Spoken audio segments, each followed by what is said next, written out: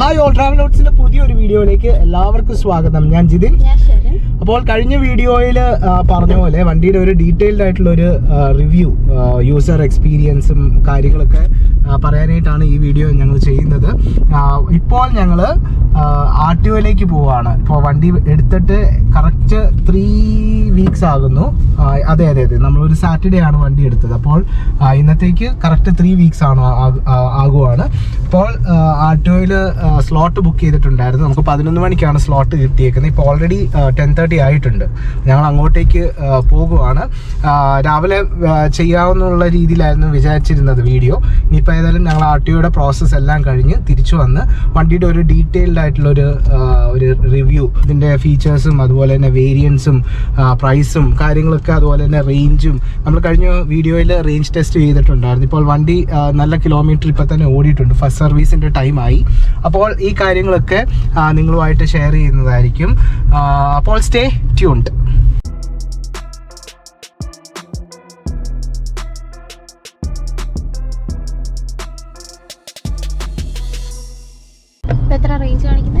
ഇപ്പോൾ 98% ആണ് ചാർജ് ഉള്ളത്.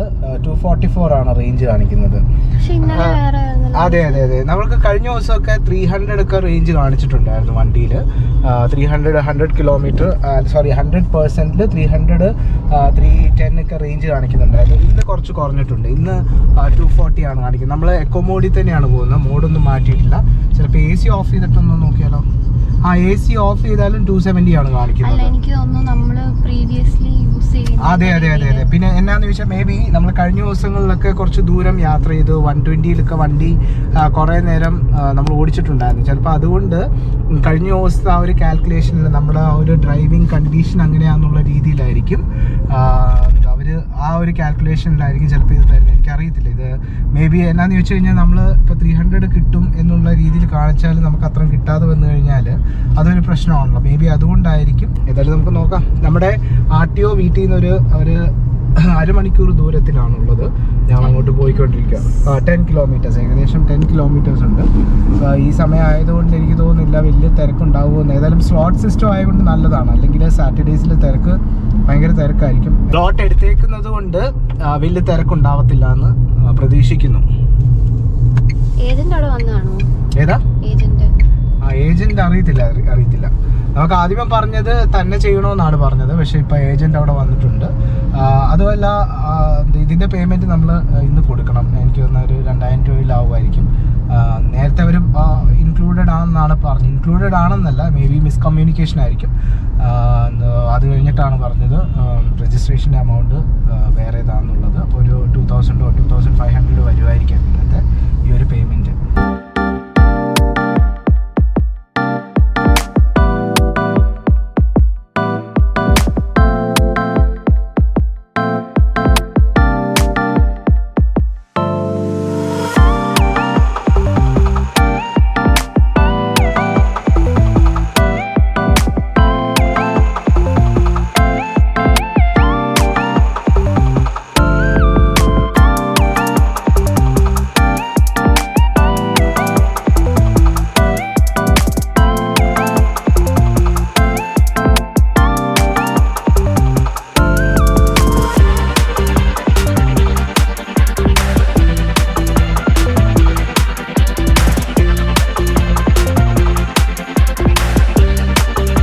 അങ്ങനെ രാവിലെ RTOയിൽ പോയിട്ട് കുറേ ലേറ്റായി. അത് കഴിഞ്ഞ് വേറെ കുറച്ച് സ്ഥലങ്ങളൊക്കെ പോയിട്ട് RTOയിലും കുറച്ച് ലേറ്റായി. അത് കഴിഞ്ഞ് ലാസ്റ്റ് ഇപ്പോഴാണ് എത്തിയത്.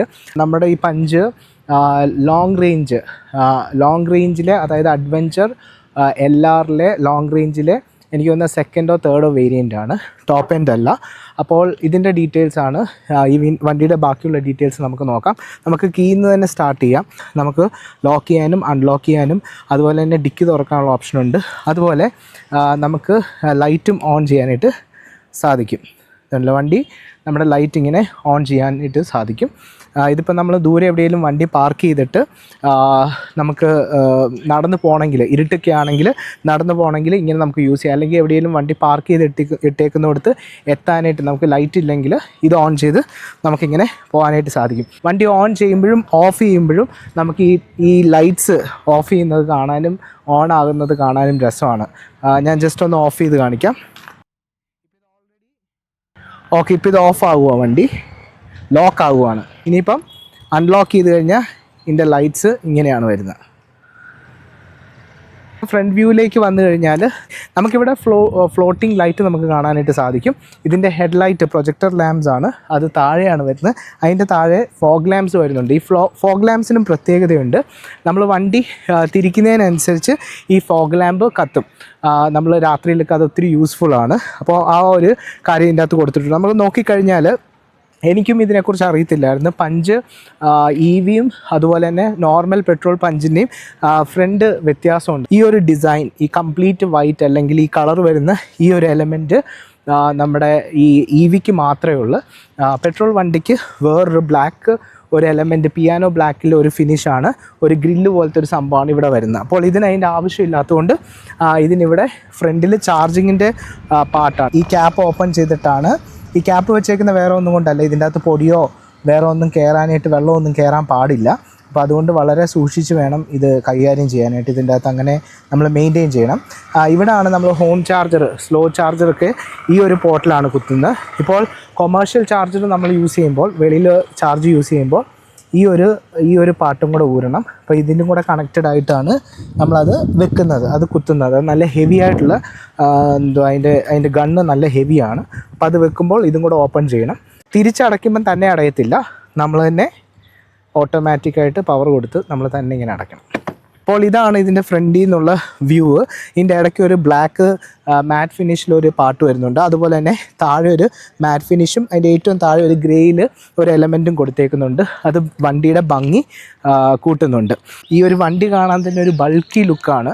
ആ ബൾക്കി അതുപോലെ തന്നെയാണ് വണ്ടിയുടെ സ്ട്രെങ്ത്തും. നല്ല ബിൽഡ് ക്വാളിറ്റിയിലാണ് ഈ വണ്ടി അവർ നിർമ്മിച്ചേക്കുന്നത്. ബോഡി ലൈൻസ് ഒക്കെ കാണാനായിട്ട് സാധിക്കും. ബോണറ്റയിലും നല്ല ബോഡി ലൈൻസും ഒരു മസ്കുലിൻ ഫീൽ കൊടുക്കുന്ന രീതിയിലുള്ള ബോഡി ലൈൻസും അതുപോലെ സ്ട്രക്ചറും കൊടുത്തിട്ടുണ്ട്. സൈഡിൽ കൂടി നമുക്ക് കാണാനായിട്ട് സാധിക്കുന്നുണ്ട്. നമ്മൾ സൈഡ് പ്രൊഫൈലിലേക്ക് വരുവാണെങ്കിൽ 16 ഇഞ്ചിൻ്റെ ടയറാണ് നമുക്ക് ലഭിച്ചേക്കുന്നത്. ഇതൊരു കവറാണ് ഇട്ടേക്കുന്നത്. നോർമൽ വണ്ടി കാണുന്ന പോലത്തെ ടൈപ്പ് ഓഫ് റിം അല്ല, ഇതൊരു വേറൊരു മെറ്റീരിയലാണ് ഇതിൻ്റെ അകത്ത് വരുന്നത്. അതിൻ്റെ മേളിൽ കൂടിയാണ് ഈ ഒരു കവറിങ് വന്നേക്കുന്നത്. നമുക്ക് നോക്കിക്കഴിഞ്ഞാൽ ഒരു അലോയുടെ ഒരു ഫീലാണ് നമുക്ക് ലഭിക്കുന്നത്. എന്നാന്ന് വെച്ചാൽ സൈഡിൽ കൂടെ ഒക്കെ ഹോൾസൊക്കെ നന്നായിട്ട് കാണാം. അതൊരു ഡിഫറെൻറ്റ് എലമെൻ്റാണ്. അപ്പോൾ ഇവിടെ വന്നു കഴിഞ്ഞാൽ ഓട്ടോമാറ്റിക് മിറേഴ്സ് അല്ല, നമുക്ക് മാനുവലി തന്നെ ഇത് ഓപ്പണും ക്ലോസും ചെയ്യണം. അകത്തുനിന്ന് മിറർ മാത്രം നമുക്ക് അഡ്ജസ്റ്റ് ചെയ്യാനായിട്ട് സാധിക്കും. ഇവിടെ താഴോട്ട് വന്നു കഴിഞ്ഞാൽ ഇവിടെ ഇ വിയുടെ ഒരു ബാഡ്ജിങ് കാണാനായിട്ട് സാധിക്കും. അതുപോലെ തന്നെ നമ്മൾ ഈ ഡ്യുവൽ ടോണിലാണ് നമ്മൾ ഈ വണ്ടി എടുത്ത്. അതിന് വേറെ ഒന്നുമല്ല, ഞാൻ സിംഗിൾ കളർ വൈറ്റ് ആയിരുന്നു നോക്കിക്കൊണ്ടിരുന്നത്. വൈറ്റ് വേറെ ഒന്നും കൊണ്ടുമല്ല, ഡാർക്ക് കളേഴ്സ് ആണെങ്കിൽ മെയിൻറ്റെയിൻ ചെയ്യാൻ കുറച്ചും കൂടെ ബുദ്ധിമുട്ടാണ്. പൊടിയൊക്കെ ആയി കഴിഞ്ഞാൽ നമുക്കത് മെയിൻറ്റെയിൻ ചെയ്ത് കൊണ്ട് നടക്കാനായിട്ട് കുറച്ചും കൂടെ ബുദ്ധിമുട്ടാണ്. എൻ്റെ നേരത്തെ വണ്ടിയും വൈറ്റാണ്, അതുകൊണ്ടാണ് ഞാൻ പഞ്ചും വൈറ്റ് കളറിലെടുത്തത്. പക്ഷേ ഈ ഒരു ബ്ലാക്ക് എലമെൻറ്റ് എനിക്ക് ഇഷ്ടപ്പെട്ടു, ഡ്യുവൽ ടോണിൽ വരുന്നത്.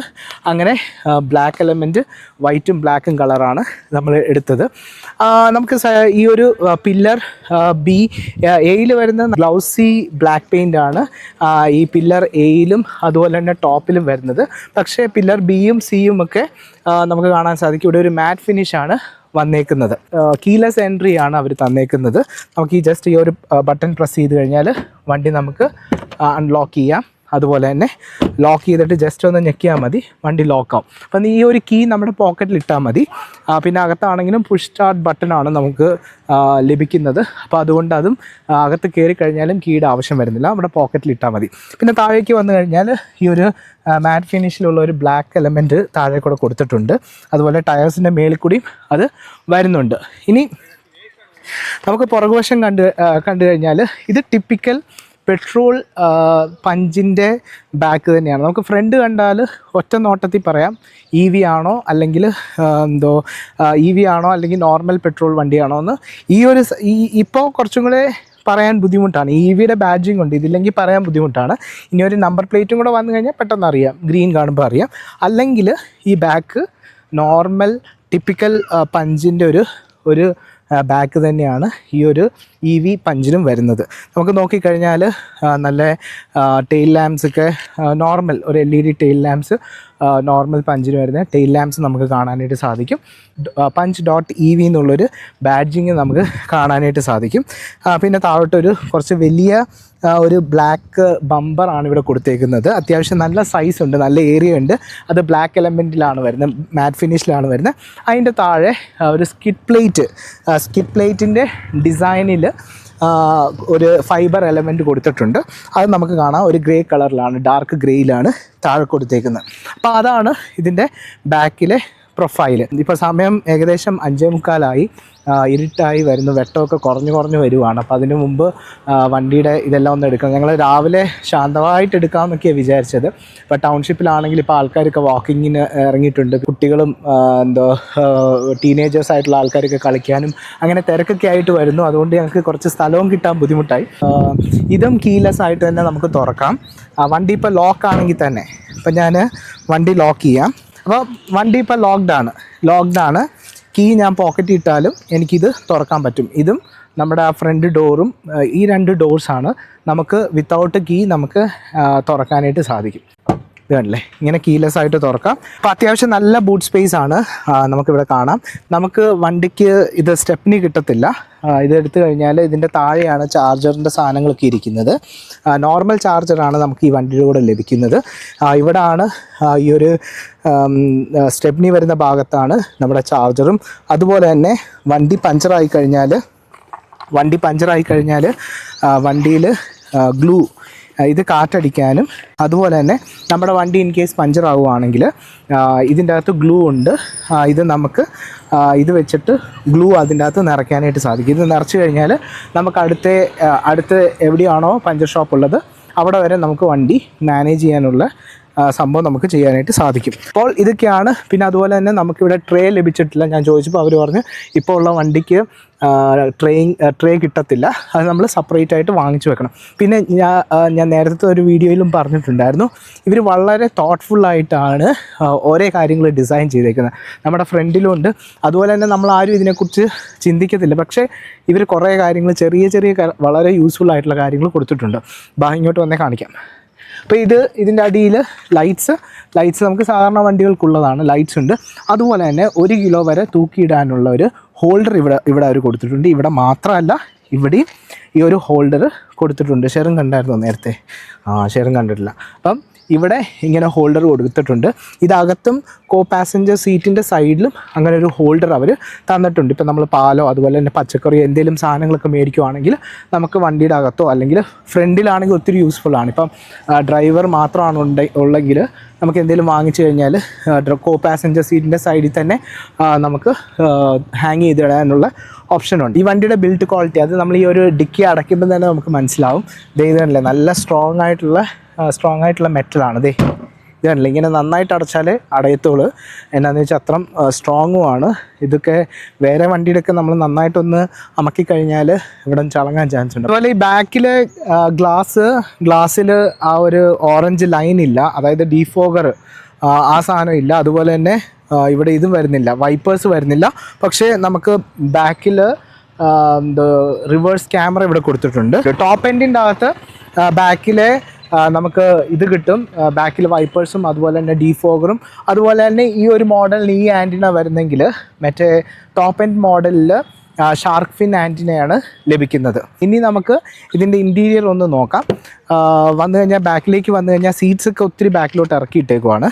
അതുപോലെ നമുക്ക് ബാക്കിലെ വന്നു കഴിഞ്ഞാൽ നമുക്ക് കാണാനായിട്ട് സാധിക്കും. ഇതിൻ്റെ കവേഴ്സ് ഇട്ടിട്ടില്ല. ഈ ഒരു സീറ്റ്സ് ആണ് വരുന്നത്. ഗ്രേയും ഡാർക്ക് ഗ്രേയും അതുപോലെ തന്നെ ലൈറ്റ് ഗ്രേയിൽ ഒരു ടെക്സ്ചർ വരുന്ന ഒരു ടൈപ്പ് ഓഫ് സീറ്റ് കവേഴ്സാണ് ഇതിന് കൊടുത്തേക്കുന്നത്. നമുക്ക് ഡോർസിലേക്ക് പോയി കഴിഞ്ഞാൽ ഡോർസിൽ പവർ വിൻഡോ ആണ്, 4 പവർ വിൻഡോയും അതുപോലെ തന്നെ ഇവിടെ സ്പീക്കേഴ്സ് വരുന്നുണ്ട്. ഹാർമൻ്റെ സ്പീക്കേഴ്സാണ്, സൗണ്ട് സിസ്റ്റമാണ് ഇതിൻ്റെ അകത്ത് കൊടുത്തേക്കുന്നത്. ഇവിടെ നമുക്ക് സ്പീക്കേഴ്സും കാര്യങ്ങളൊക്കെ കൊടുത്തിട്ടുണ്ട്. ഞാൻ നേരത്തെ പറഞ്ഞ പോലെ പല കാര്യങ്ങളും തോട്ട്ഫുള്ളായിട്ട് ചെയ്തിട്ടുണ്ട്. അതുപോലെ ഒരു കാര്യമാണിത്.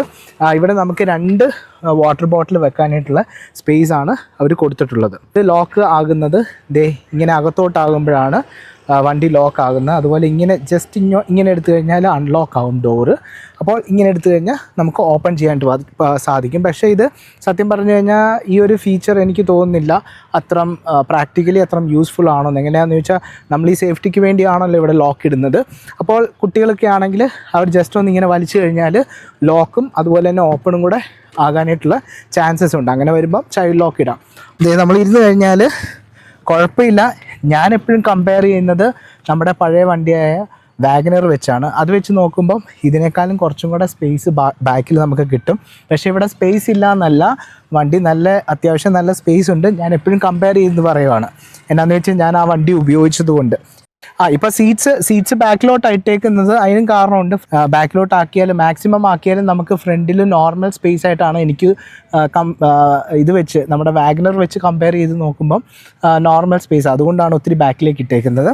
അപ്പോൾ ഇതാണ് ബാക്കിലെ സ്പേസ്. പറഞ്ഞ പോലെ വിൻസർ EV വെച്ച് നോക്കുവാണെങ്കിൽ സ്പേസ് കുറവാണ്. വിൻസർ EV വേണമെങ്കിൽ ഒരാൾക്ക് വേണമെങ്കിൽ ഇവിടെ ഒന്ന് കിടക്കാം, അതുപോലെ സ്പേസ് ഉണ്ട് വിൻസർ EVയിൽ. അപ്പോൾ അത്ര സ്പേസ് ഇല്ല. പിന്നെ എനിക്ക് തോന്നുന്ന ഈ ഒരു സ്പേസും ഹൈറ്റും എല്ലാം വരുന്നത് ഈ ഒരു എയറോ ഡൈനാമിക് ആയിട്ടുള്ള ഒരു ഡിസൈനാണ്. ഇപ്പോൾ ഈ വണ്ടി നോക്കി കഴിഞ്ഞാൽ തന്നെ നമുക്ക് കാണാൻ പറ്റും ആ ഫ്രണ്ടിലൊരു ബൾക്കിയും ഒരു ഡിസൈനും സ്ട്രക്ചറും അതുപോലെ തന്നെ ഹൈറ്റും ഉണ്ട്. പുറകിലേക്ക് വരുമ്പോൾ കുറച്ച് താന്നാണ് വണ്ടി വരുന്നത്. നമ്മൾ ഇങ്ങനെ തുറന്ന് ഇങ്ങോട്ട് വരുമ്പോൾ ആ ഒരു വ്യൂ ഒക്കെ കാണാനായിട്ടാണ് ഈ ഒരു ആംഗിളിൽ എടുക്കുന്നത്.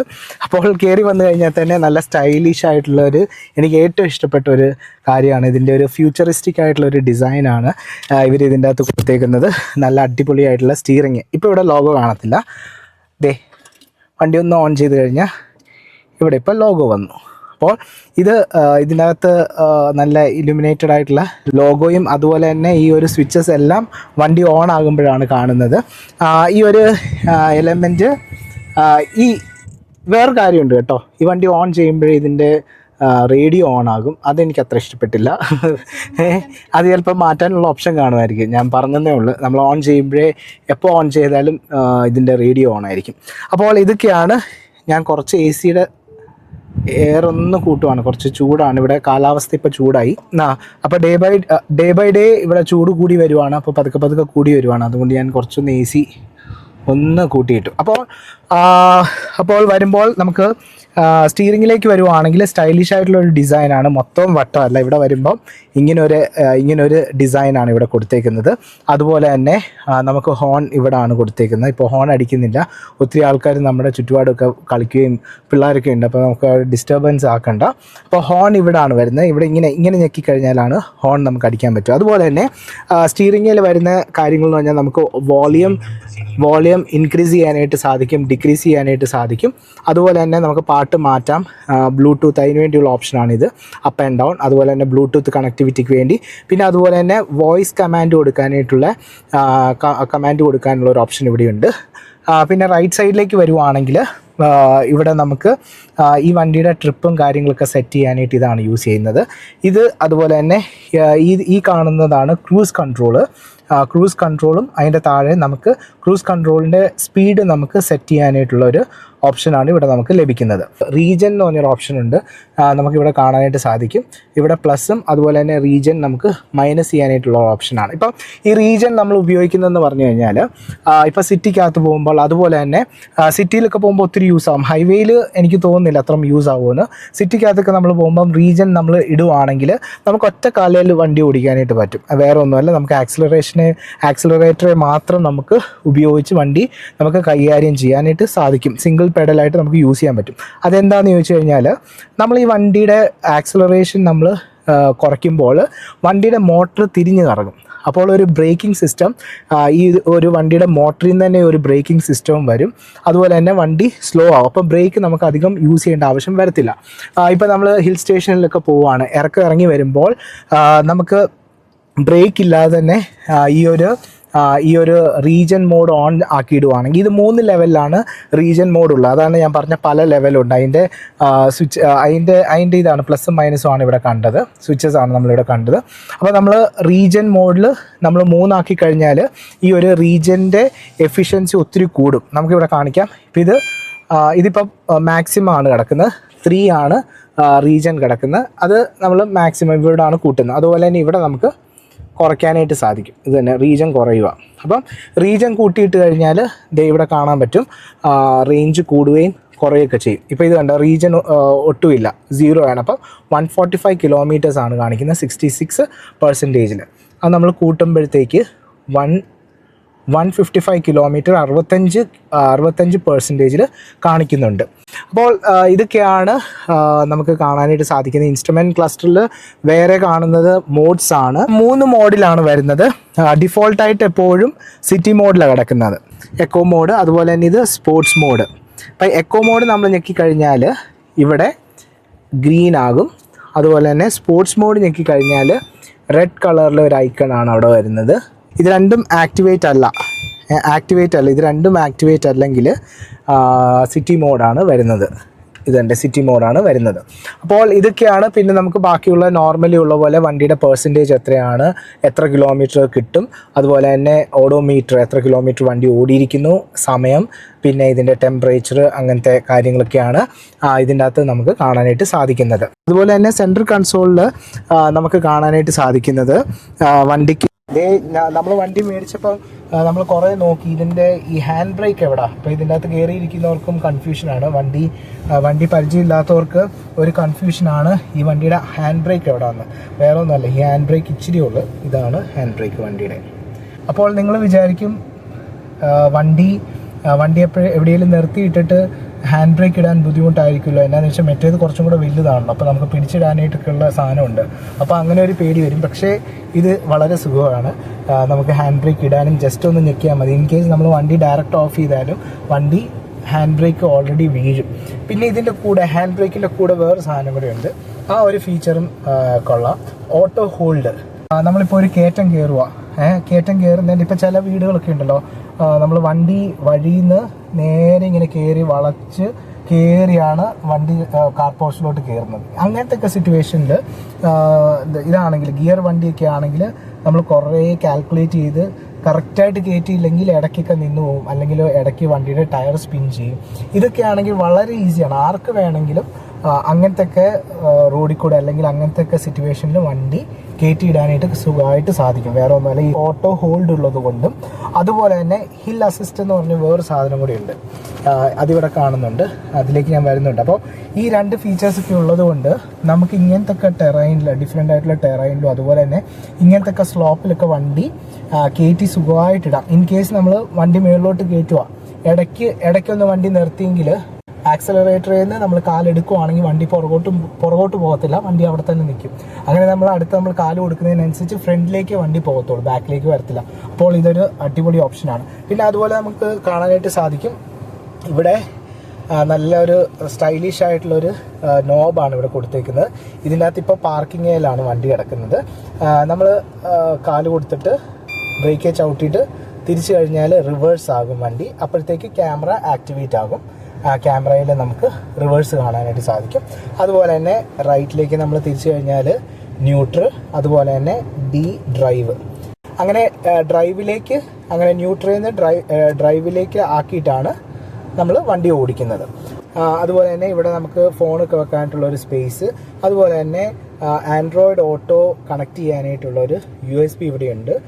ഇതിൻ്റെ ടോപ്പ് എൻഡ് വേരിയൻറ്റിൽ ഓട്ടോ പ്ലേ, ആൻഡ്രോയിഡ് ഓട്ടോയ്ക്ക് നമുക്ക് വയർലെസ് ആയിട്ട് കണക്ട് ചെയ്യാനായിട്ട് സാധിക്കും. ഈ വണ്ടിയിൽ USB വഴിയെ കണക്ട് ചെയ്യാനായിട്ട് സാധിക്കത്തുള്ളൂ. എന്നാലേ നമുക്ക് മാപ്പൊക്കെ ഇതിൻ്റെ അകത്ത് കാണാൻ പറ്റത്തുള്ളൂ.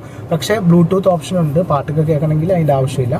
ബ്ലൂടൂത്ത് വഴി നമുക്ക് കണക്ട് ചെയ്ത് കേൾക്കാം. അതുപോലെ തന്നെ ഇവിടെ ചെറിയ 2 കപ്പ് ഹോൾഡേഴ്സ് വരുന്നുണ്ട്.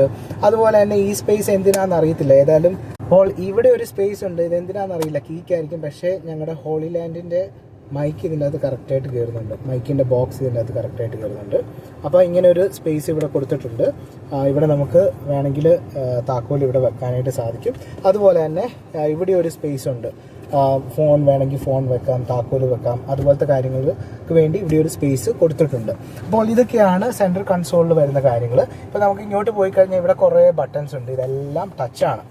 ഇതിനകത്ത് വരുന്നത്, ഇത് നമുക്ക് AC യുടെ വെളിയിലോട്ടുള്ളതും എയർ സർക്കുലേഷൻ, അതുപോലെ തന്നെ അകത്തെ എയർ സർക്കുലേഷൻ അത് മാനേജ് ചെയ്യാനായിട്ടുള്ളത്. ഇത് AC ആണ്, അങ്ങോട്ടേക്ക് വിൻഷീൽഡിലേക്ക് കൊടുക്കാനായിട്ട്. ഇത് AC മോഡ് മാറ്റാനായിട്ടുള്ള ഇങ്ങനെ ഒരു ഐക്കൺ ഇവിടെ കൊടുത്തിട്ടുണ്ടെങ്കിലും ഏത് മോഡിലേക്ക് മാറ്റണമെങ്കിൽ ഇതേലാണ് പ്രസ് ചെയ്യേണ്ടത്. ഇതേ നമ്മൾ പ്രസ് ചെയ്യുമ്പോൾ ഇതാണല്ലോ ഇവിടെ AC ഇപ്പോൾ കാലിലോട്ടും അതുപോലെ തന്നെ നമ്മുടെ ദേഹത്തോട്ടുമുള്ള, അതായത് നേരെയുള്ള AC ഇതാണ് ഓൺ ആയിരിക്കുന്നത്. പിന്നെ അത് ഞെക്കുന്നതിനനുസരിച്ച് ഇതാണല്ലോ കാലിലേക്ക് മാത്രം, അതുപോലെ തന്നെ ഫ്രണ്ടിലേക്ക് ഉള്ളത്, ഗ്ലാസ്സിലേക്കുള്ളത്, അതുപോലെ ഗ്ലാസ്സിലേക്ക് മാത്രമുള്ളത്, അതുപോലെ നമുക്ക് ഇവിടെ ഇങ്ങനെ മാറ്റാനായിട്ട് സാധിക്കും. അപ്പോൾ അത് കഴിഞ്ഞ് വരുന്നത് AC നമുക്ക് ഓഫ് ചെയ്യാനായിട്ട് ഇതാണ് ഓപ്ഷൻ ഉള്ളത്. AC ഓൺ ചെയ്യാനായിട്ട്, അതുപോലെ തന്നെ ഓട്ടോ ACക്ക് വേണ്ടിയുള്ള ഓപ്ഷനാണിത്. പിന്നെ അതുപോലെ തന്നെ ഇവിടെ നമുക്ക് ടെമ്പറേച്ചർ കുറയ്ക്കാനും കൂട്ടാനും ഒക്കെ സാധിക്കും. അതിവിടാണ് നമുക്ക് ചെയ്യാനായിട്ട് സാധിക്കുന്നത്. പിന്നെ വരുന്നത് സാധാരണ വണ്ടികൾക്കൊക്കെ റൈറ്റ് സൈഡ് ഡോറിലൊക്കെയാണ് ലോക്കും അൺലോക്കൊക്കെ ചെയ്യേണ്ടത് എങ്കിൽ ഈ വണ്ടിക്ക് സെൻറ്ററിലാണ് കൊടുത്തേക്കുന്നത്. ഇത് നമ്മൾ ഞെക്കിക്കഴിഞ്ഞാൽ, ഇങ്ങനെ ഞെക്കിക്കഴിഞ്ഞാൽ ഇവിടെ ലോക്കായി അൺലോക്കായി. അപ്പോൾ അതിനുവേണ്ടിയുള്ള ഓപ്ഷനാണ് ഇത്. പിന്നെ അതുപോലെ തന്നെ ഡിക്കി തുറക്കാൻ, അതുപോലെ തന്നെ വാർണിംഗ് ലൈറ്റ് ഓൺ ചെയ്യാനായിട്ടുള്ള ഓപ്ഷൻ ഇവിടെ ആണുള്ളത്. അതിപ്പോൾ ബ്ലിങ്ക് ചെയ്യുന്നു. അതുപോലെ തന്നെ ഹിൽ അസിസ്റ്റ്, ഇത് ഞെക്കിക്കഴിഞ്ഞാൽ പച്ച കളറാവും. അപ്പോൾ ഹിൽ അസിസ്റ്റ് ഓൺ ആയിട്ടുണ്ട്. അതുപോലെ തന്നെ ഇത് കംപ്ലീറ്റ് അതിൻ്റെ ഫ്രണ്ടിലെ ഫോഗ് ലാംപ്സ് ഓൺ ചെയ്യാനും, അതുപോലെ തന്നെ ഇവിടെ ആണ് നമ്മുടെ ഫ്രണ്ടിലെ വണ്ടിയുടെ ചാർജിങ്ങിൻ്റെ ആ ഒരു സോക്കറ്റിൻ്റെ ഭാഗം തുറക്കാനുള്ള ഓപ്ഷൻ ഇവിടെ ആണുള്ളത്. അപ്പോൾ അതിനുള്ള ഓപ്ഷനാണ് ഇത്. അപ്പോൾ ഫാനിൻ്റെ സ്പീഡും കാര്യങ്ങളൊക്കെ മാനേജ് ചെയ്യാനായിട്ടാണ് ഈ ഒരു സംഭവം കൊടുത്തേക്കുന്നത്. അപ്പോൾ പലരും പറയുന്നുണ്ട് വണ്ടി ഓടിക്കൊണ്ടിരിക്കുമ്പം കുട്ടികളാണെങ്കിൽ അത് ഞെക്കിക്കഴിഞ്ഞ് കഴിഞ്ഞാൽ ഫ്രണ്ടിലെ ചാർജിങ്ങിന്, ഞാൻ കുറച്ച് വീഡിയോയിൽ അങ്ങനെ കണ്ടായിരുന്നു, ചാർജിങ്ങിൻ്റെ സംഭവം ഓപ്പൺ ആയി വരുമെന്നൊക്കെ. പക്ഷേ സത്യം പറഞ്ഞു കഴിഞ്ഞാൽ വണ്ടി നമ്മൾ ഓടിക്കൊണ്ടിരിക്കുമ്പം ഈ ആവശ്യമില്ലാത്ത കാര്യങ്ങളൊന്നും ആ സമയത്ത് ഓൺ ആവത്തില്ല. അതായത് നമ്മൾ വണ്ടി നിർത്തിയിട്ടാണ് ചാർജിങ്ങിന് വെക്കുന്നത്. അപ്പോൾ ആ ഓഫ് ചെയ്ത് കഴിഞ്ഞിട്ട് ഈ ഒരു ഓപ്ഷൻ വർക്ക് ചെയ്യത്തുള്ളൂ. അപ്പോൾ അങ്ങനെ മൈൻഡ്ഫുള്ളായിട്ടാണ് അവർ ചെയ്തേക്കുന്നത്.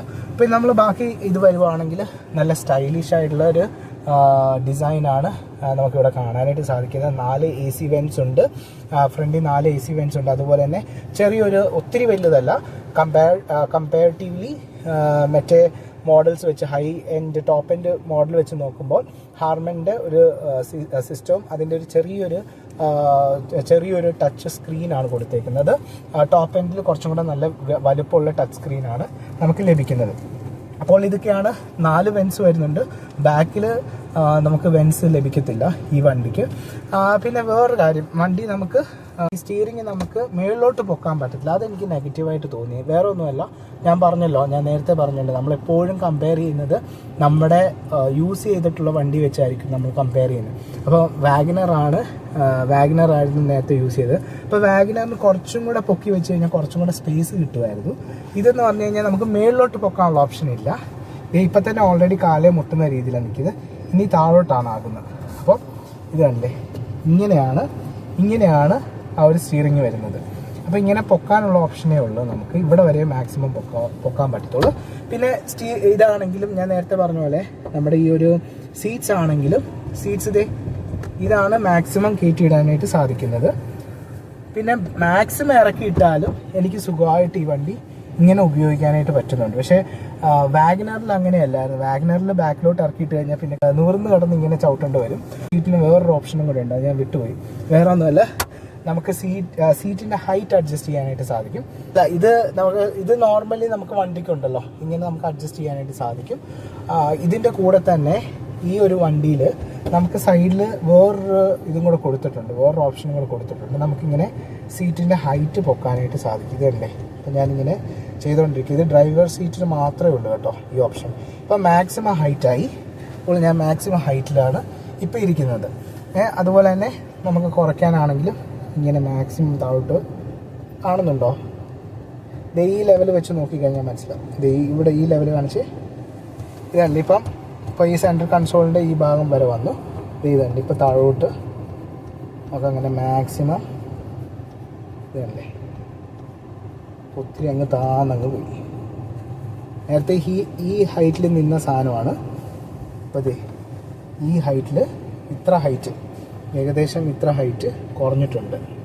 നല്ലൊരു ഹൈറ്റ് വ്യത്യാസം വന്നിട്ടുണ്ട്. ഇതുണ്ട്. അപ്പം നേരത്തെ ഈ ഹൈറ്റിലായിരുന്നു നിന്നിരുന്ന് എങ്കിൽ ഇത്ര ഹൈറ്റ് താഴോട്ട് പോയിട്ടുണ്ട്. അപ്പം ഇങ്ങനെ ഒരു ഓപ്ഷൻ ഉണ്ട്, ഇത് തന്നെ ഇങ്ങനെ ഇങ്ങനെ ഒത്തിരി ബാക്കിലേക്കായി. ഇങ്ങനെ വരുമ്പോൾ എനിക്ക് തോന്നുന്നു ഇങ്ങനെ വരുമ്പം മാൻ വെറുതെ അല്ല. അപ്പം ഇങ്ങനെ നമുക്ക് കിടന്ന് ഓടിക്കാം, ഇങ്ങനെ ഓടിക്കാൻ വേണമെങ്കിൽ. ഇപ്പോൾ താത്തിട്ട് കഴിഞ്ഞാൽ കാലും മുട്ടാതെ ഇങ്ങനെ വേണമെങ്കിൽ ഓടിക്കാം. പല ആൾക്കാരുടെ കംഫർട്ട് അനുസരിച്ച്. ഇപ്പോൾ പല ആൾക്കാരും പല രീതിയിലാണല്ലോ വണ്ടി ഉപയോഗിക്കുന്നത്. അവർ ആദ്യമേ ശീലിച്ച കാര്യങ്ങളാണ്. ചില ആൾക്കാർ ചെരുപ്പ് ഊരിയിട്ടിട്ടേ വണ്ടി ഉപയോഗിക്കത്തുള്ളൂ. എന്നാന്ന് വെച്ചാൽ അവരങ്ങനെയാണ് ശീലിച്ചത്. അപ്പോൾ അവർ വണ്ടിയിൽ കയറി കഴിഞ്ഞാൽ ചെരുപ്പൊക്കെ ഊരിയിട്ടിട്ട് ചില ആൾക്കാർ വണ്ടി ഓടിക്കുന്ന കണ്ടിട്ടുണ്ട്. അപ്പോൾ നമ്മൾ ഈ ഒരു സിറ്റിംഗ് പൊസിഷൻ ആണെങ്കിലും അങ്ങനെയൊക്കെ തന്നെയാണ് പലരും ആ ഒരു ശീലിച്ച ഒരു തുടക്കത്തിൽ അവരെങ്ങനെയാണോ ശീലിച്ചത് അതുപോലെ തന്നെ ആയിരിക്കും വണ്ടി ഉപയോഗിക്കുന്നത്. അപ്പോൾ അതിന് സീറ്റിംഗ് പൊസിഷൻ്റെ കാര്യം അതൊക്കെയാണ്. അപ്പോൾ സീറ്റിങ്ങിൻ്റെ കാര്യങ്ങൾ. പിന്നെ 12 വാട്ട് ഞാനിത് പറഞ്ഞായിരുന്നു, 12 വാട്ടിൻ്റെ അത് ബേസിക് കാര്യങ്ങൾ തന്നെ. അപ്പോൾ എൻ്റെ ഒരു കൂട്ടുകാരൻ ടാറ്റ പഞ്ച് എടുത്തു. അപ്പോൾ ഞാൻ ചോദിച്ചപ്പോൾ പറഞ്ഞു വേറെ ഒന്നുമല്ല ഇതിനെ സേഫ്റ്റിയുടെ കാര്യത്തിൽ വണ്ടി പക്കയാന്ന് പറഞ്ഞു. അപ്പം ഞാൻ നോക്കിയപ്പം കാര്യമാണ്. പല വണ്ടി വെച്ച് നോക്കുമ്പോൾ ടാറ്റ നമുക്കറിയാവുന്ന കാര്യമാണ്. സേഫ്റ്റിയുടെ കാര്യത്തിൽ, സർവീസിൻ്റെ കാര്യത്തിൽ അതൊക്കെ പറയുന്നുണ്ട്. പക്ഷേ സേഫ്റ്റിയുടെ കാര്യത്തിൽ എന്ത് പറഞ്ഞാലും നല്ലത് തന്നെയാണ് ടാറ്റ. ഇതിൻ്റെ അത് നോക്കിക്കഴിഞ്ഞാൽ നമുക്കിവിടെ എയർ ബാഗ് ഉണ്ട്, എയർ ബാഗ് കൊടുത്തിട്ടുണ്ട്. ഇവിടെ എയർ ബാഗ് കൊടുത്തിട്ടുണ്ട്. അതുപോലെ തന്നെ പില്ലർ എയിലും അതുപോലെ തന്നെ പില്ലർ ബിയിലും ഇവിടെ കാണുന്നുണ്ടോ, അതുപോലെ തന്നെ ബാക്കിലെ പില്ലർ സിയിലും ഇവിടെ എല്ലാം എയർ ബാഗ്സ് അവർ പ്രൊവൈഡ് ചെയ്തിട്ടുണ്ട്. അപ്പോൾ ഇത്ര അധികം എയർ ബാഗ്സ് അവർ 6, 7, 8, 9 എയർ ബാഗ്സ് ആണ് ഈ വണ്ടിക്ക് കൊടുത്തേക്കുന്നത്. അതുപോലെ തന്നെ വണ്ടിയുടെ ബിൽഡ് ക്വാളിറ്റി, ബോഡിയുടെ ആ ഒരു ക്വാളിറ്റി നല്ല സ്ട്രോങ് ആയിട്ടുള്ള മെറ്റലും കാര്യങ്ങളൊക്കെയാണ് ഇവർ യൂസ് ചെയ്തേക്കുന്നത്. പിന്നെ ഞാനൊരു വേറൊരു ഓപ്ഷനും കൂടി ഈ വണ്ടിയിലുണ്ട്. ഞാൻ പറഞ്ഞല്ലോ നേരത്തെ സ്റ്റീറിങ്ങിലുണ്ടായിരുന്ന ഉള്ള വോയിസ് കമാൻഡ് നമുക്ക് നോക്കാം, നമുക്കതൊന്ന് നോക്കാം. അപ്പോൾ ഈ വോയിസ് കമാൻഡ് നമ്മൾ കൊടുത്തു കഴിഞ്ഞാൽ നമുക്ക് സൺറൂഫ് നമുക്ക് തുറക്കാനായിട്ട് സാധിക്കും. എനിക്കറിയത്തില്ല ഇത് വർക്കൗട്ട്. ചില സമയത്ത് നമ്മൾ ആരെങ്കിലും കാണിക്കാനായിട്ട് ഇത് ഞെക്കി കഴിഞ്ഞാൽ ചിലപ്പോൾ വർക്ക് ചെയ്യത്തില്ല. അപ്പം നാണം കെടുത്തൊന്നും അറിയത്തില്ല, നമുക്ക് നോക്കാം. അപ്പോൾ ഇവിടെ ഈ ഒരു ഇത് ഞെക്കിയിട്ട് നമ്മൾ പറഞ്ഞു കഴിഞ്ഞാൽ കോളും നമുക്ക് ഇങ്ങനെ ചെയ്യാനായിട്ട് സാധിക്കും. Open sunroof. Okay, opening sunroof. അപ്പോൾ ഇങ്ങനെ നമുക്ക് സൺറൂഫ് തുറക്കാനായിട്ട് സാധിക്കും. നാണം കെടുത്തിയില്ല, ഏതായാലും തുറന്നു വന്നു. ഇനി നമുക്കൊന്നും കൂടെ ഞെക്കിയിട്ട് അടയ്ക്കാം. Close sunroof. Sure, closing. ഇതിനകത്ത് പിന്നെ വേറെ കുറേ ഓപ്ഷൻസ് ഉണ്ട്. ആൻഡ്രോയിഡ് ഓട്ടോ, പിന്നെ അതുപോലെ നമ്മൾ ആൻഡ്രോയിഡ് ഓട്ടോ കണക്ട് ചെയ്ത് കഴിഞ്ഞാൽ നമ്മുടെ ഫോണിലുള്ള കുറച്ച് ആപ്സും കാര്യങ്ങളൊക്കെ യൂസ് ചെയ്യാം. അതുപോലെ തന്നെ വാട്സാപ്പ് നമുക്ക് വീഡിയോ ഒന്നും കാണാൻ പറ്റത്തില്ല, അത് ലീഗലി അലൗഡ് അല്ലല്ലോ. പക്ഷേ നമുക്ക് വാട്സാപ്പിന് റിപ്ലൈ കൊടുക്കാം, മെസ്സേജസിന് റിപ്ലൈ കൊടുക്കാം. നമുക്കതിന് അത് നമ്മൾ റീഡ് അലൗഡ് കൊടുത്തു കഴിഞ്ഞാൽ നമുക്കിത് മെസ്സേജ് കേൾക്കാനായിട്ട് സാധിക്കും. അത് റീഡ് ചെയ്ത് നമ്മളെ കേൾപ്പിക്കും, നമുക്ക് റെസ്പോണ്ട് ചെയ്യാൻ പറ്റും. അതുപോലെ തന്നെ ഇതിൻ്റെ ടാറ്റ കണക്റ്റും അതുപോലെ പ്ലഗ് ഷെയറും ഇങ്ങനത്തെ കുറച്ച് ആപ്പുകളൊക്കെ ഉണ്ട്, ചാർജിങ് റിലേറ്റഡ് ആയിട്ടുള്ള ആ കാര്യങ്ങളും നമുക്ക് ഇതിൻ്റെ അകത്ത് കാണാനായിട്ട് സാധിക്കും. വേറൊരു ഓപ്ഷൻ ഉണ്ട് ഇതിൻ്റെ അകത്ത്, റെയിൻ സെൻസിങ് ആയിട്ടുള്ള വൈപ്പേഴ്സാണ് ഇവിടെ കൊടുത്തേക്കുന്നത്. മഴ പെയ്യുമ്പോൾ ഓട്ടോമാറ്റിക്കായിട്ട് വൈപ്പേഴ്സ് വർക്ക് ചെയ്യും. അപ്പോൾ എനിക്ക് തോന്നുന്നു അതൊക്കെയാണ് വണ്ടിയുടെ ഫീച്ചേഴ്സും കാര്യങ്ങളൊക്കെ. ഇനി വരുമ്പോൾ നമുക്ക് ഒരു ആപ്പ് തന്നിട്ടുണ്ട് ടാറ്റക്കാർ. ആ ആപ്പിൻ്റെ പേരാണ് ടാറ്റ IRA എന്ന് പറഞ്ഞൊരു ആപ്പ് നമുക്ക് ലഭിച്ചിട്ടുണ്ട്. ആപ്പ് തുറന്നു കഴിഞ്ഞാൽ നമുക്ക് ഈ വണ്ടിയെക്കുറിച്ചുള്ള ഒത്തിരി കാര്യങ്ങൾ അറിയാനായിട്ട് സാധിക്കും. അതായത് ഈ വണ്ടിയും കൊണ്ട് നമ്മൾ എവിടെയൊക്കെ പോയി, അതുകൊണ്ട് ഈ വണ്ടിയും കൊണ്ട് എങ്ങും അങ്ങനെ പോകാനൊന്നും പറ്റത്തില്ല നമുക്ക്. എല്ലാം ഇതിനകത്ത് റെക്കോർഡഡ് ആണ്, നമ്മൾ എവിടെ പോയാലും. ഇപ്പം കഴിഞ്ഞ ദിവസങ്ങളിലൊക്കെ ഞാൻ റേഞ്ച് ടെസ്റ്റ് ചെയ്തപ്പോൾ നമുക്കിതിനകത്ത് വണ്ടി എവിടേക്കാണ്, നമ്മളെ വണ്ടി ഇഗ്നിഷൻ ഓൺ ചെയ്ത് ഓഫ് ചെയ്യുന്നോടം വരെയുള്ള കിലോമീറ്റേഴ്സ് റെക്കോർഡ് ചെയ്യും. അപ്പോൾ നമ്മൾ ഒരു ദിവസം എത്ര കിലോമീറ്റർ ഓടിയെന്ന് അറിയണമെങ്കിൽ പല ഇഗ്നിഷൻ ഓൺ ചെയ്ത് ഓഫ് ചെയ്തിട്ടുള്ള ആ ഒരു ലിസ്റ്റ് വരും. കുറേ ആ ഒരു ലിസ്റ്റിൻ്റെ അകത്ത് 2 കിലോമീറ്റർ, 5 കിലോമീറ്റർ, 30 കിലോമീറ്റർ അങ്ങനെ നമുക്ക് കാണാനായിട്ട് സാധിക്കും. പിന്നെ അതുപോലെ തന്നെ ഇതിൻ്റെ അകത്ത് ഗ്രാഫായിട്ട് നമുക്ക് കാണാനായിട്ട് സാധിക്കും നമ്മൾ എത്ര കിലോമീറ്റർ ആണ് വണ്ടി ഓടിയിരിക്കുന്നത്. അതുപോലെ തന്നെ നമ്മൾ എപ്പോഴൊക്കെയാണ് ഹാഷ് ബ്രേക്ക് ചെയ്തിട്ടുള്ളത്, എപ്പോഴൊക്കെയാണ് നമ്മൾ ഹൈ സ്പീഡിൽ വണ്ടി പോയിരിക്കുന്നത്, ആ കറക്റ്റ് ടൈമും എവിടെയാണ് ടൈമും, അതുപോലെ തന്നെ ബ്രേക്ക് യൂസ് ചെയ്തിട്ടുണ്ടെങ്കിൽ അത്, ഹോൺ യൂസ് ചെയ്തിട്ടുണ്ടെങ്കിൽ അതൊരു ഗ്രാഫായിട്ട് നമുക്ക് കാണാനായിട്ട് സാധിക്കും. അപ്പോൾ എല്ലാം ഇതിനകത്ത് റെക്കോർഡഡ് ആണ്. അതുപോലെ തന്നെ നമുക്ക് നോക്കിക്കഴിഞ്ഞാൽ ഈ ആപ്പ് വെച്ച് നമ്മൾ എവിടെ ആണെങ്കിലും ഇത് ഇതായിട്ട് കണക്റ്റഡ് ആണ്, നെറ്റായിട്ട് കണക്റ്റഡ് ആണ്. നമ്മളിപ്പോൾ കിലോമീറ്ററുകൾ ദൂരെ ആണെങ്കിലും ഈ ആപ്പ് വെച്ച് നമുക്ക് വണ്ടി ലോക്ക് ചെയ്യാനോ അൺലോക്ക് ചെയ്യാനും, അതുപോലെ തന്നെ ഇപ്പോൾ നമ്മൾ ദൂരെ എവിടെയെങ്കിലും കുറച്ച് ദൂരെ നിൽക്കുവാണ്, അപ്പോൾ വണ്ടിയെ കയറണം, വെയിലത്ത് ആ വണ്ടി കിടക്കുന്നെങ്കിൽ നമുക്ക് നേരത്തെ തന്നെ ഇപ്പോൾ ഇതൊക്കെ ഓൺ ആയതുകൊണ്ടാണ് ഇവിടെ ഈ കാണിക്കുന്നത്. വണ്ടി അൺലോക്കാണ്, അതുപോലെ തന്നെ പൊസിഷൻ, അതുപോലെ തന്നെ എയർകോൺ, ഈ വണ്ടിയുടെ AC ഓണാണ്, ഫാൻസ് ഓണാണ്, അതാണ് ഇവിടെ കാണിക്കുന്നത്. അപ്പോൾ ഈ ഒരു സംഭവം എവിടെ വേണമെങ്കിലും, ഇപ്പം നമ്മൾ ദൂരെ വണ്ടി കിടക്കുവാണ്, വെയിലത്ത് കിടക്കുക, വണ്ടി നമ്മളൊരു 10-20 മിനിറ്റ് അല്ലെങ്കിൽ നമുക്കത് ടൈം സെറ്റ് ചെയ്തിടാം. ഒരു അരമണിക്കൂർ വണ്ടി ഓൺ ചെയ്തിട്ടുണ്ടെങ്കിൽ നമുക്ക് അവിടെ തന്നെ ഈ വണ്ടിയുടെ ഫാനും കാര്യങ്ങളൊക്കെ ഓൺ ചെയ്തിടാൻ പറ്റും. അപ്പോൾ വരുമ്പോഴത്തേക്കിന് വണ്ടിക്കകത്ത് കയറിയിരുന്ന് പോകാനായിട്ടുള്ള ഒരു ചൂടൊക്കെ മാറിക്കിട്ടും. അപ്പോൾ അതിനൊക്കെയുള്ള ഓപ്ഷൻ ഉണ്ട്. വേണമെങ്കിൽ വണ്ടി അറിയത്തില്ല എവിടെ കിടക്കുന്നതെന്ന് നമുക്ക് അറിയത്തില്ലെങ്കിൽ ഹോൺ അടിക്കാനായിട്ട് പറ്റും. അല്ലെങ്കിൽ രാത്രിയാണ് വണ്ടി എവിടെ അറിയത്തില്ല, പാർക്കിങ്ങിൽ എവിടെയോ കിടക്കുവാണെങ്കിൽ നമുക്ക് ആരെയും ബുദ്ധിമുട്ടിക്കാതെ ഹോൺ അടിക്കാതെ നമുക്ക് വേണമെങ്കിൽ ലൈറ്റ് ഓൺ ആക്കി നോക്കാൻ പറ്റും. അപ്പോൾ വണ്ടി നമുക്ക് എവിടെ കിടക്കുന്നതെന്ന് നമുക്ക് മനസ്സിലാവും. അപ്പോൾ അതുപോലെ തന്നെ ഹസാർഡ് ലൈറ്റ്സ് ഓൺ ചെയ്യാനായിട്ട് സാധിക്കും. അതൊക്കെയാണ് ഈ കാണുന്നത്. ഇനി വേറെ ഓപ്ഷൻസ് ഇതിൻ്റെ അകത്തുള്ളതെന്ന് പറഞ്ഞു കഴിഞ്ഞാൽ, നമ്മളിപ്പോൾ പോകുന്ന ട്രിപ്സ്, ഇതാണ് ഞാൻ ഡ്രൈവിംഗ് സ്കോർ എന്ന് പറഞ്ഞു കേട്ടോ. ഇപ്പോൾ നമ്മൾ ഇന്നത്തെ ദിവസം നമ്മുടെ പെർഫോമൻസ്, എഫിഷ്യൻസി എത്രയാണ്, അതുപോലെ തന്നെ പെർഫോമൻസ് എങ്ങനെയായിരുന്നു, സേഫ്റ്റി എത്രയാണ്. എനിക്കിന്ന് 7.4 ആണ് ഓവറോൾ കിട്ടിയിരിക്കുന്നത്. Efficiency 6.6, performance 6.9, 8.7 safety. അപ്പോൾ അതിൻ്റെ അകത്ത് ഞാൻ ലാസ്റ്റ് ഡിസ്റ്റൻസ് കവർ ചെയ്തേക്കുന്നത് 44 കിലോമീറ്റേഴ്സ് ആണ്. ഇന്നത്തെ ദിവസത്തിൻ്റെ ആണെന്ന് തോന്നുന്നു 44 കിലോമീറ്റേഴ്സ്. എനർജി എഫിഷ്യൻസി കാണിക്കുന്നുണ്ട്, ആവറേജ് സ്പീഡ് എത്രയായിരുന്നു, ഐഡിയൽ ടൈം. പിന്നെ അതുപോലെ തന്നെ ഹാർഷ് ബ്രേക്കിംഗ് 2 പ്രാവശ്യം ചെയ്തിട്ടുണ്ട്. ലോങ് ഹോൺ പ്രസ് 0 ആണ്, ഹൈ ബീം 0 ആണ്. പിന്നെ ഇതിൻ്റെ അകത്ത് നമുക്ക് ഗ്രാഫ് കാണാനായിട്ട് സാധിക്കും. ഈ ഗ്രാഫിനെ കുറിച്ചാണ് ഞാൻ നേരത്തെ പറഞ്ഞത്. ഇപ്പോൾ ഇതിൻ്റെ അകത്ത് നമ്മൾ നോക്കിക്കഴിഞ്ഞാൽ നമ്മളിത് കണ്ടല്ലേ, എത്ര സ്പീഡ്, ഇത് കണ്ട 70 കിലോമീറ്റർ സ്പീഡാണെന്ന് തോന്നി. 73 കിലോമീറ്റർ ആണ് ഇന്ന് മാക്സിമം സ്പീഡ് പോയിരിക്കുന്നത്. അപ്പോൾ ഇതെല്ലാം കറക്റ്റ്, അതിൻ്റെ ടൈമും കൊടുത്തിട്ടുണ്ട്, 15th മാർച്ച് 4:10 PM. അപ്പോൾ ഈ കാര്യങ്ങളൊക്കെ നമുക്ക് ഡീറ്റെയിൽഡായിട്ട് നമുക്ക് കാണാനായിട്ട് സാധിക്കും. ഇപ്പോൾ ഇത് വീക്കിലേക്ക് വന്നു കഴിഞ്ഞാൽ വീക്കിൻ്റെ കാണാം, അതുപോലെ തന്നെ മന്തിലുള്ള ലാസ്റ്റ് മന്ത് എത്ര ഓടിയിരിക്കുന്നു, അതിൻ്റെ പെർഫോമൻസും എഫിഷ്യൻസിയും എല്ലാം നമുക്ക് ഇതിനകത്ത് കാണാനായിട്ട് സാധിക്കും. അപ്പോൾ ഇത് കൂടാതെ നമുക്ക് വണ്ടിയുടെ ഹെൽത്ത്, ഇതിപ്പോൾ 1 മന്തിൻ്റെയാണ്. ഇപ്പം വണ്ടി വാങ്ങിച്ചിട്ട് 3 വീക്സോളം ആയിട്ടേ ഉള്ളൂ. അപ്പോൾ ഇതിൻ്റെ അത് കാണാൻ പറ്റും. ഹാർഷ് ബ്രേക്ക് 56 ഞാൻ ചെയ്തിട്ടുണ്ട്. ഇപ്പോൾ ഡിസ്റ്റൻസ് 1504 ആണ് കാണിക്കുന്നത്. ഈ ഒരു എനിക്കൊന്ന് മന്തിൻ്റെ. ഓക്കെ, ഇനിയിപ്പോൾ ഇങ്ങോട്ടേക്ക് വരുമ്പോൾ നമുക്ക് മൈ വീക്കിൾ, ഇതിൻ്റെ അകത്ത് കുറേ ഓപ്ഷൻസ് നമുക്ക് കാണാനായിട്ട് സാധിക്കും. Servicing, accessory, road side assistance, പിന്നെ അതുപോലെ EV ചാർജ്. റൈറ്റ്, ഇതാണ് നമ്മൾ ആദ്യമായിട്ടാണ് ഇന്നലെ ചാർജ് ചെയ്തത് വണ്ടി. അപ്പോൾ അതിൻ്റെ ഫൈൻഡ് ദ ചാർജിങ് പോയിൻറ്റ്, ഇത് ചാർജിങ് പോയിൻറ്റ്സ് കണ്ടുപിടിക്കുന്നതാണ്. അതുപോലെ തന്നെ ചാർജിങ് ഹിസ്റ്ററി, ഇത് നമുക്ക് നോക്കിക്കഴിഞ്ഞാലായിട്ട് നമുക്ക് കാണാൻ സാധിക്കും എത്ര. ഓക്കെ, ഇത് എപ്പോൾ നമ്മൾ ചാർജ് ചെയ്തു, ഇപ്പോൾ റൈറ്റ് നൗ എത്ര ചാർജ് ഉണ്ട്, അതൊക്കെയാണ് ഇതിൻ്റെ അകത്ത് കാണിക്കുന്നത്. ഓക്കെ, അങ്ങനെ പല ഓപ്ഷൻസ് ഇതിൻ്റെ അകത്തുണ്ട്. ഇപ്പോൾ നമ്മൾ എവിടെയോട്ടേലും നമ്മൾ പോവുകയാണെങ്കിൽ നമുക്ക് ആ റൂട്ട് സെറ്റ് ചെയ്യാനായിട്ട് സാധിക്കും. അതിൻ്റെ ഓപ്ഷനാണ് ഇവിടെ ഉള്ളത്. ബാക്കിലേക്ക് പോയി കഴിഞ്ഞാൽ നമുക്ക് ഡ്രൈവിംഗ് ട്രിപ്സ് അല്ലെങ്കിൽ വെഹിക്കിൾ ഹെൽത്ത് നമുക്ക് കാണാനായിട്ട് സാധിക്കും.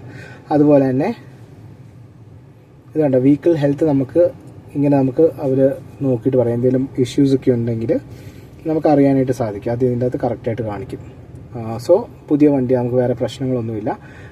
ഇനി പോയി കഴിഞ്ഞാൽ നമുക്ക് ട്രിപ്സ് കാണാൻ പറ്റും. ഇതാണ് ഞാൻ പറഞ്ഞ പോലെ നമുക്ക് എവിടെ പോയാലും അറിയാമെന്ന് പറയുന്നത്. ഇത് കണ്ടല്ലോ, യുവർ ട്രിപ്സിൻ്റെ അകത്ത് ഇന്നത്തെ ഫുള്ളൊരു ഡീറ്റെയിൽഡാണ് ഇവിടെ കാണിക്കുന്നത്. ഇത് ഇന്നലെ എവിടെയൊക്കെ പോയി, 14th, അതുപോലെ തന്നെ 12th, 11th. അപ്പോൾ ഇതെല്ലാം നമുക്ക് കാണാനായിട്ട് സാധിക്കും. അതുപോലെ തന്നെ പ്ലാൻഡ് ആയിട്ടുള്ള ട്രിപ്സിനെ കുറിച്ചും നമുക്കിവിടെ വേണമെങ്കിൽ നമുക്ക് നോക്കിക്കഴിഞ്ഞ് കഴിഞ്ഞാൽ നമ്മൾ പോകുന്ന റൂട്ടിൽ എവിടേക്കാണ് ചാർജിങ് സ്റ്റേഷൻസ് ഉള്ളത്, ഈ കാര്യങ്ങളൊക്കെ കാണാനായിട്ട് സാധിക്കും. അപ്പോൾ ഇതൊക്കെയാണ് വണ്ടിയുടെ ഫീച്ചേഴ്സും കാര്യങ്ങളൊക്കെ. പിന്നെ നമ്മൾ ഈ വണ്ടി വാങ്ങിച്ചത് പ്രഥം മാലിക് എന്ന് പറഞ്ഞൊരു അടുത്തുള്ളൊരു ഡീലേഴ്സാണ്, ഹൈദരാബാദിലുള്ളൊരു ഡീലേഴ്സാണ് ടാറ്റയുടെ. നമുക്ക് റേറ്റ് ആണെങ്കിലും ഞാൻ പറഞ്ഞു, ലാസ്റ്റ് റേറ്റിനെ കുറിച്ച് പറയാമെന്ന്. വണ്ടിയുടെ വില ടോപ്പ് എൻഡ് വരുന്നത് 15 പോയിന്റ് സംതിങ് ആണ് റേറ്റ് വരുന്നത്. പക്ഷെ നമുക്ക് ഈ വണ്ടി ഈ വണ്ടിയുടെ റേറ്റ് എന്ന് പറയുന്നത് ഓൺ റോഡ് വരുന്നത് 14 lakhs-നാണ് ഈ വണ്ടി വരുന്നത്. പക്ഷേ നമുക്ക് കുറച്ച് ഓഫേഴ്സിലൊക്കെ കുറച്ച് ബാർഗെയിനൊക്കെ ചെയ്ത് നമ്മൾ 2-3 സ്ഥലത്തുനിന്ന് കൊട്ടേഷൻ വാങ്ങിച്ചായിരുന്നു. അങ്ങനെ പല സ്ഥലങ്ങളിൽ അന്വേഷിച്ചു. നമ്മളൊരു വണ്ടി വാങ്ങിക്കുവാണ്. അപ്പോൾ വിൻസറും ഞാൻ പോയി അന്വേഷിച്ചായിരുന്നു. ഇങ്ങനെ കുറേ വണ്ടികൾ ഞാൻ പോയി അന്വേഷിച്ചു. അപ്പോൾ ഈ വണ്ടി കമ്പാരിറ്റീവ്ലി കുറച്ച് റേറ്റ് കുറഞ്ഞ് കിട്ടിയത് ഞങ്ങൾക്ക് ഈ ഓൺ റോഡ് 13 lakhs-നാണ് ഈ വണ്ടി ലഭിച്ചത്. അപ്പോൾ എന്തുകൊണ്ടും സാറ്റിസ്ഫൈഡ് ആണ് വണ്ടിയുടെ. എന്താണെന്ന് വെച്ചാൽ ഈ വണ്ടി എവിടെ നോക്കിയാലും ടാറ്റയുടെ വണ്ടികൾ ഒത്തിരി ഉണ്ട്.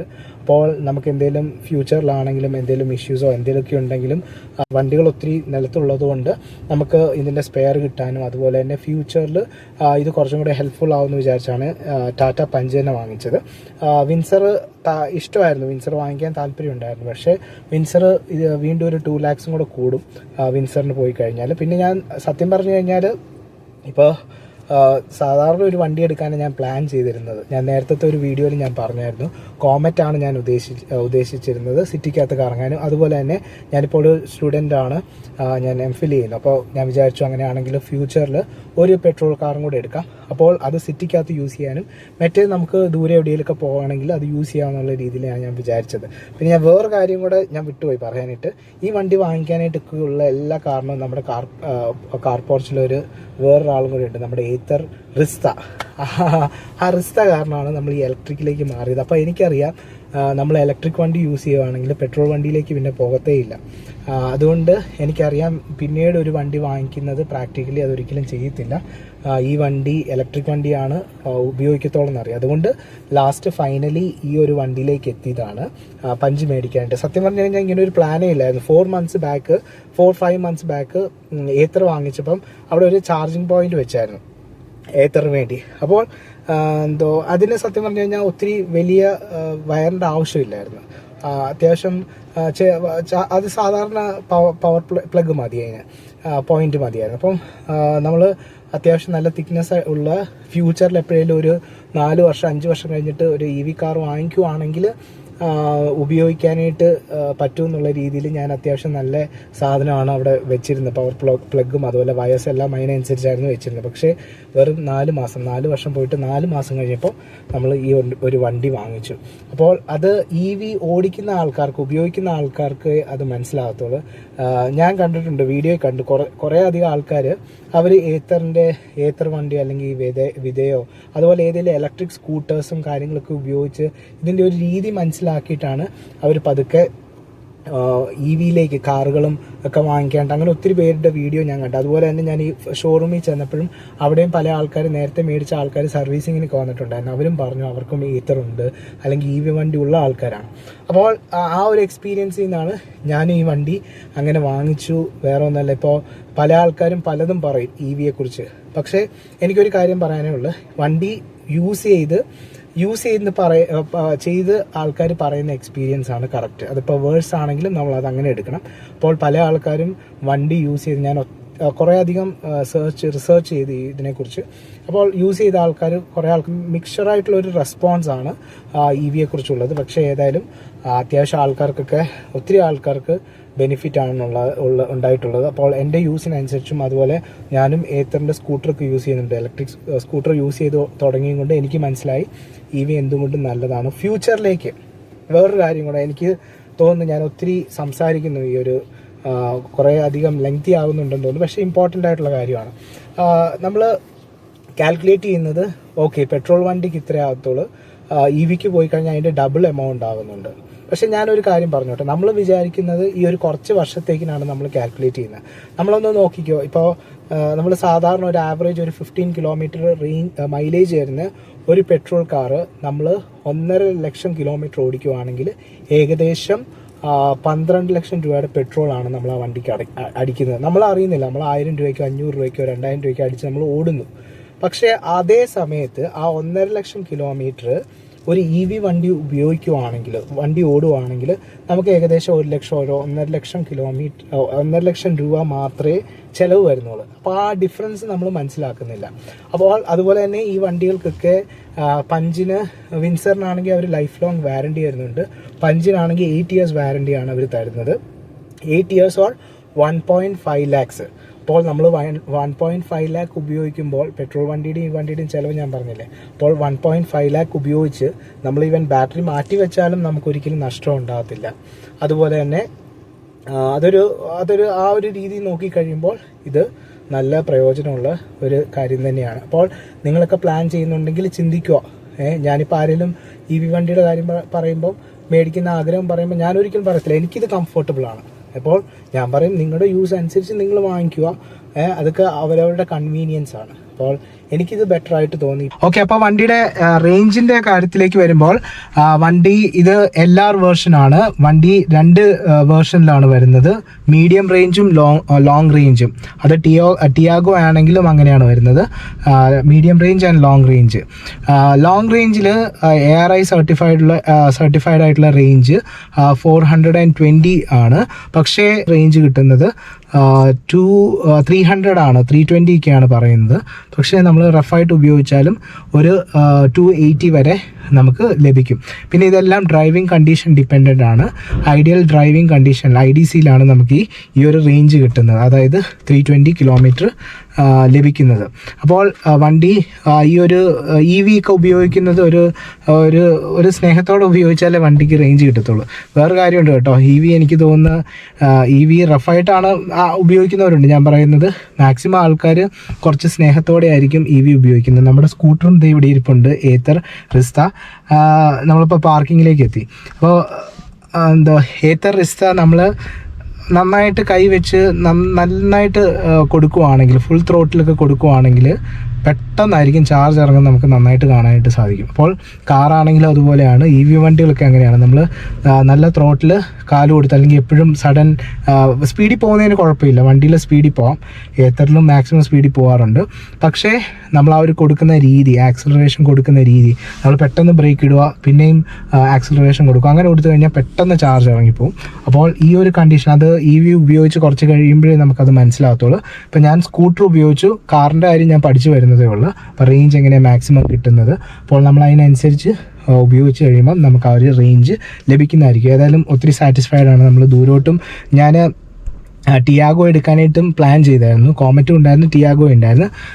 പക്ഷേ ഇതൊക്കെ എന്ന് പറഞ്ഞാൽ 200 കിലോമീറ്റർ റേഞ്ചാണ് നമുക്ക് കിട്ടുന്നത്. അതുമല്ല നമുക്ക് ഒരു പ്രൈമറി കാറായിട്ട് തന്നെയാണ് ഇത് യൂസ് ചെയ്യുന്നത്, അത് മേടിച്ചാലും യൂസ് ചെയ്യുന്നത്.